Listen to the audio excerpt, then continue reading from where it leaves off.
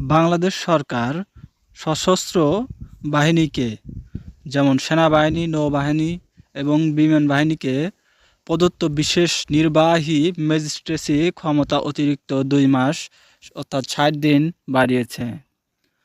Captain এবং তদূর্ধ্ব পদমর্যাদার কমিশনপ্রাপ্ত কর্মকর্তাদের এই ক্ষমতা প্রয়োগ করার জন্য অনুমোদিত করা হয়েছে, যাতে তারা সারা দেশে আইন শৃঙ্খলা বজায় রাখতে সহায়তা করে এবং সক্ষম হয়। শুক্রবার জনপ্রশাসন মন্ত্রণালয়ের ডেপুটেশন টু শাখার সিনিয়র সহকারী সচিব জেটি প্রু কর্তৃক জারি করা এক প্রজ্ঞাপনের মাধ্যমে বর্ধিতকরণের ঘোষণা দেওয়া হয়। আদেশে বর্ডার গার্ড বাংলাদেশ, বিজিবি এবং কোস্ট গার্ডে ডেপুটেশনে কর্মরত সমমর্যাদার পদমর্যাদার কর্মকর্তারাও অন্তর্ভুক্ত রয়েছে। এর আগে ১৭ সেপ্টেম্বর সশস্ত্র বাহিনীকে একই পরিস্থিতিতে ২ মাসের জন্য ম্যাজিস্ট্রেসি ক্ষমতা দেওয়া হয়েছিল।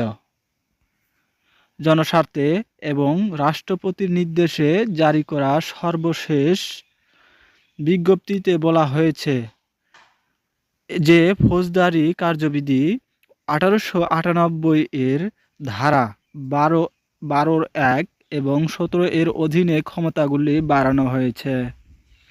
এই বিশেষ ক্ষমতা ৬৪, ৬৫, ৮৩, ৮৪, ৮৬, ৯৫ এর ২ দ্বিতীয় শাখা, ১০০, ১০৫, ১০৭, ১০৯, ১১০, ১২৬, ১২৭, ১২৮, ১৩০, ১৩৩ সহ বিভিন্ন ধারার অধীনে অপরাধ নিয়ন্ত্রণের জন্য কর্মকর্তাদের দেশব্যাপী কাজ করার অনুমতি দেয় এবং ফৌজদারি কার্যবিধি ১৪২ আদেশটি অবিলম্বে কার্যকর হবে বলে প্রজ্ঞাপন জোর দেওয়া হয়েছে। এই সম্প্রসারণ একটি উল্লেখযোগ্য রাজনৈতিক পরিবর্তনের মধ্যে আসে।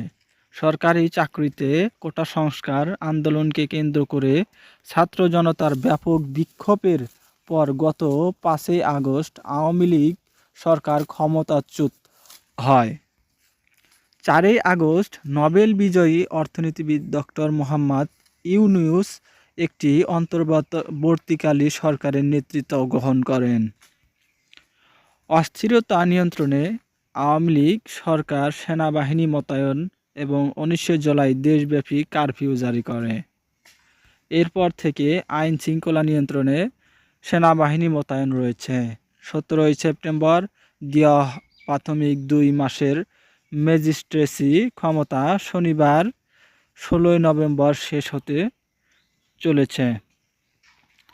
বর্ধিতকরণের সাথে সশস্ত্র বাহিনী এবং অন্যান্য মনোনীত কর্মীরা এই ক্রান্তিকালীন সময়ে স্থিতিশীলতা নিশ্চিত করার জন্য এই ক্ষমতাগুলি ব্যবহার করতে থাকবে।